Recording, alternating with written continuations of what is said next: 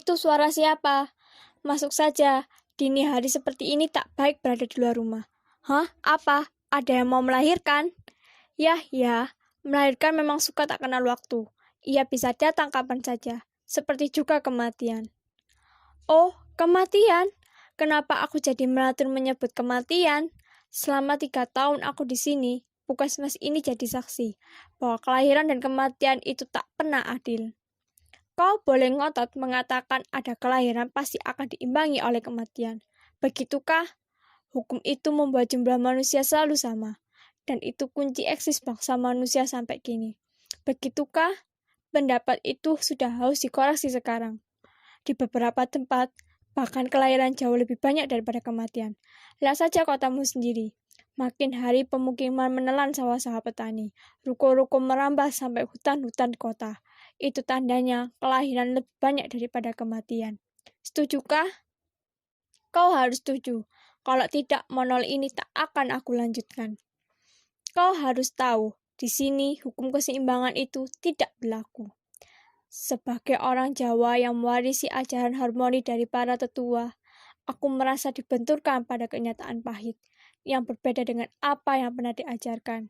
Aku jadi saksi, setiap kesakitan di sini selalu berakhir dengan kematian. Kau tahu, terkadang aku merasa gagal sebagai dokter. Seharusnya aku bisa menjadi pencegah kematian. Aku tahu aku bukan malaikat, tetapi kegagalan demi kegagalan membuatku ingin meninggalkan profesi ini. Kembali jadi manusia biasa, sehingga tidak harus memikul beban profesi seberat ini. Kau sih enak, duduk-duduk saja menyaksikan aku bekerja keras berlatih jadi dokter di daerah terpencil. Itu yang di belakang malah pakai ketawa. Kalau para juri sih pasti serius atau pura-pura serius supaya honornya cepat cair. Tapi mungkin ini sudah takdirku, bisa tampil di depan publik nasional seperti ini. Jangan pula kau masang rasa iri ya. Siapa di sana? Bapak Mama, masuk saja sini. Kesini sudah. Jangan lama-lama di luar sana. Ini Puskesmas satu-satunya di sini. Aku tahu aku bukan malaikat penyelamat, tetapi setidaknya ada bayi dalam kandungan itu punya kesempatan menghirup udara segar desa ini. Kalian berdua sudah tahu, bayi yang lahir di desa ini belum tentu selamat. Bahkan sudah lahir pun banyak yang tak punya kesempatan jadi kanak-kanak. Kau tahu, sejak seminggu lalu sudah ada 61 anak meninggal di desa ini. Kau pasti sudah dengar kabar buruk ini viral di media sosial. Katanya Pak Presiden sudah tetapkan ini sebagai kasus gizi terburuk sepanjang sejarah modern bangsa ini. Kalau aku boleh cerita begini. Tapi kau harus janji, jangan viralkan ini di medsos ya. Semua janji. Ya, sesama rakyat harus saling menjaga, apapun suku dan agamanya. Dulu ada kasus desa ini kehabisan beras. Asal kau tahu saja, kita ambil beras dari kota kabupaten pakai perahu. Itu memakan waktu 2 hari. Pada waktu itu, perahu yang membawa beras katanya pecah tertabrak batang kayu di sungai. Orang-orang habis dimakan buaya dan beras hanyut di sungai. Selama 3 bulan desa ini tak ada beras. Anehnya, warga beramai-ramai ke Puskesmas. Mereka tuding aku sebagai dalang dari semua ini. Aku ingat Pak Tibo sebagai kepala suku bicara paling keras. Dia bilang begini, kami ini cuma orang primitif, jangan kau permainkan. Kami juga ingin makan beras seperti orang Jawa. Kami juga ingin modern seperti kau. Tolong kau bawa beras untuk kami. Ketika aku mencoba untuk bicara, Pak Tibo memerintahkanku untuk diam. Kau minta saja presiden utusan orang Jawa supaya cepat kirim itu beras. Kami ini bukan cuma lapar, tapi juga ingin maju, toh. Bapak Koga yang dari tadi di belakang maju ke depan. Saya mau bicara. Maaf Pak Tibo, Dokter Rahayu cuma mau bantu kita, orang yang sudah lama sakit-sakitan. Dokter ini juga sudah bantu lahirkan kita punya anak. Semua sukarela, tak pernah minta ongkos, jadi dia tidak punya urusan dengan beras. Bagaimana kau bisa bilang begitu, Koka? Dulu ada niat baik dari orang Jawa yang kirim kita beras. Sekarang kita semua orang sudah makan beras supaya sehat dan modern. Karena dokter ini dikirim dari Jawa, pasti juga bisa bawa beras.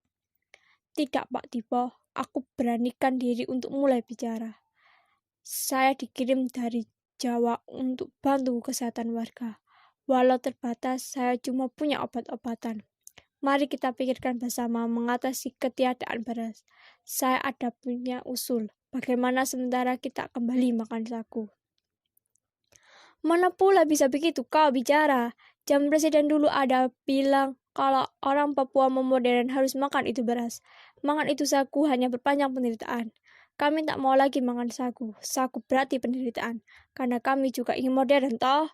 Sekarang coba kau pikir supaya kami dapat beras.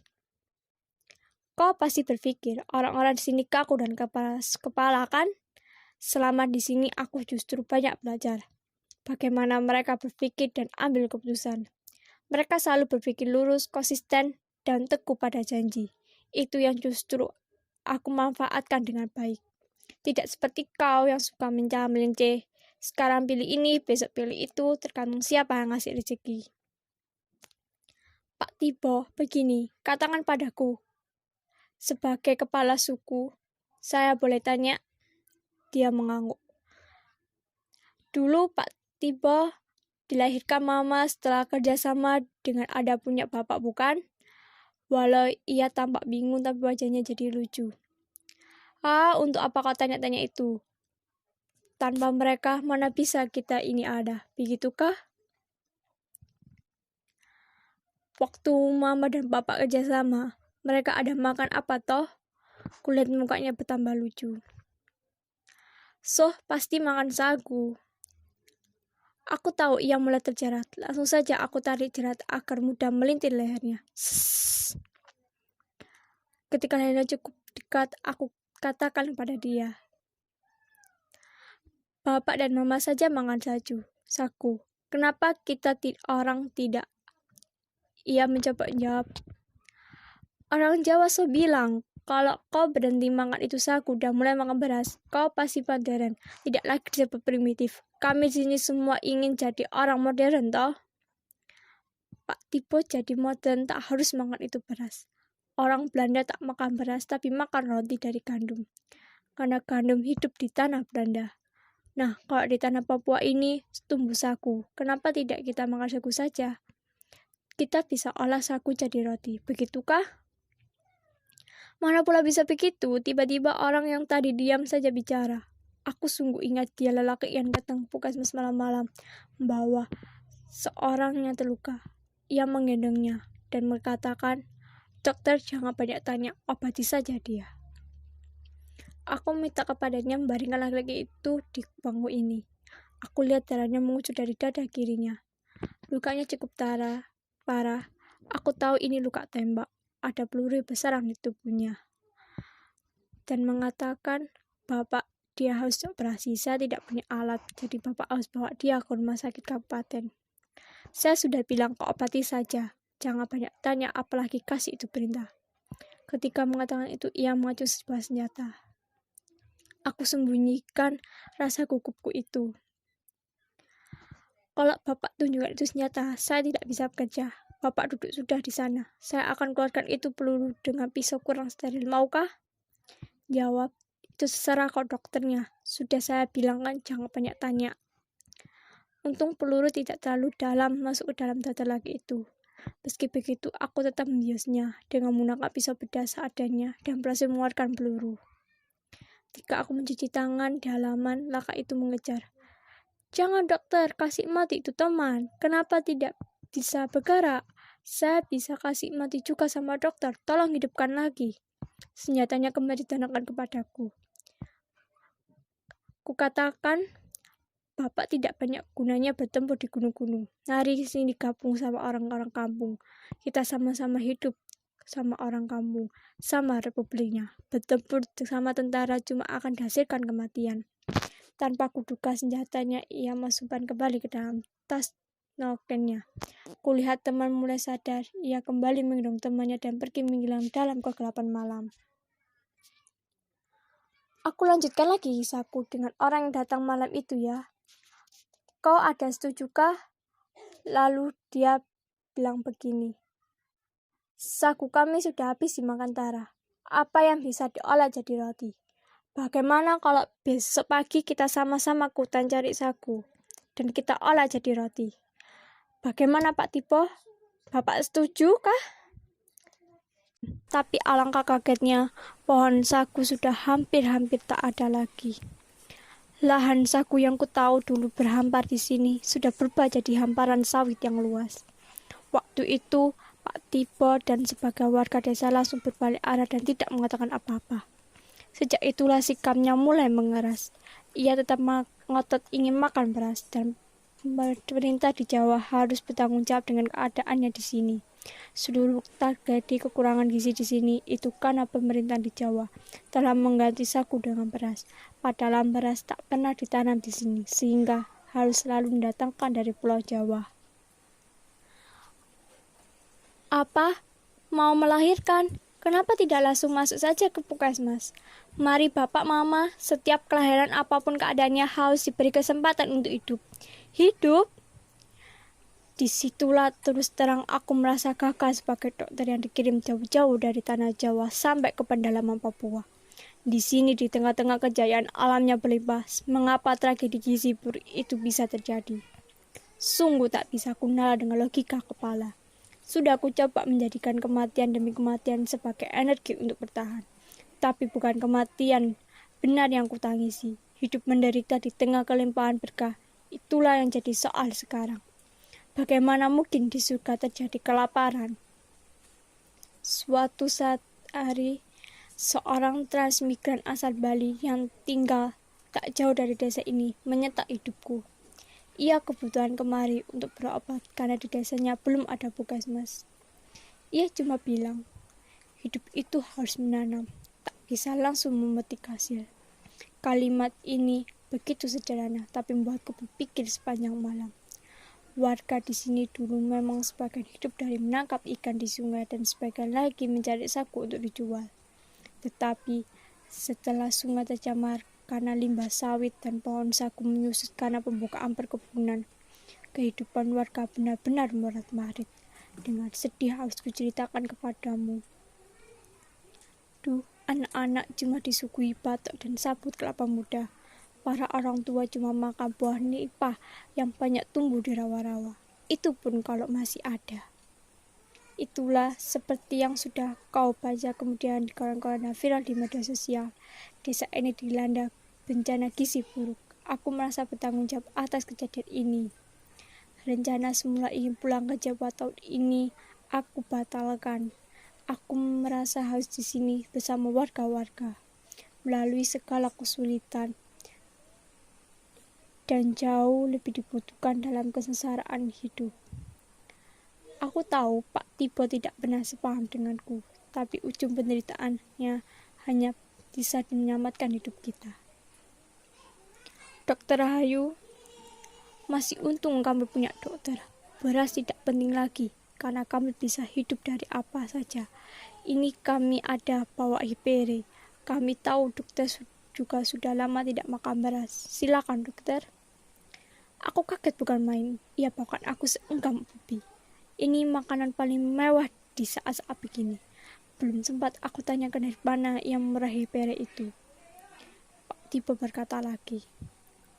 Nanti malam kami ada gelar batu bakar.